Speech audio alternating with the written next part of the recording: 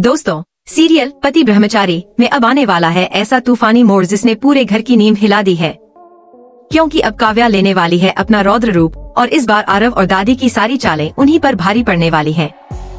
असल में कहानी कुछ यूँ है, आरव और दादी ने मिलकर रचा है एक खतरनाक षड्यंत्र। दोनों ने मिलकर काव्या को बेहोश कर दिया और बेहोशी की हालत में उसे काले कपड़ों में सजाकर किसी अजीबोगरीब पूजा में शामिल कर लिया।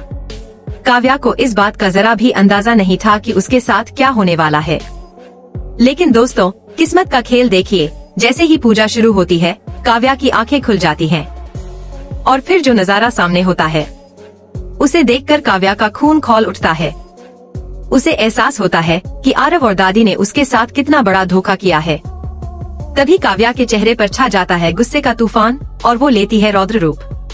अब काव्या किसी को नहीं छोड़ेगी।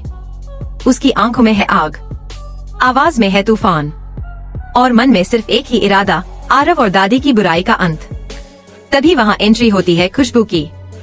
खुशबू काव्या को बचाने पहुँचती है, लेकिन अब काव्या खुद बन चुकी है अपनी ताकत। वो दहाड़ते हुए कहती है, अब बहुत हो गया, जो छल किया है उसका हिसाब अब इसी धरती पर होगा। आरव और दादी दोनों के चेहरे से उड़ जाता है खून। आरव को अपनी गलती का एहसास होने वाला है। क्या वो गिरेगा काव्या के कदमों में माफी मांगने के लिए, या फिर अब उसकी साजिश का यही होगा अंत। दूसरी ओर कहानी में एक और इमोशनल ट्रैक जुड़ने वाला है। क्या ईशा को आखिर मिल पाएगी उसकी माँ? क्या किस्मत एक बार फिर माँ बेटी को मिलाएगी या फिर अलग कर देगी हमेशा के लिए? दोस्तों, आने वाला एपिसोड भरा होगा गुस्से, दर्द और बदले की आग से।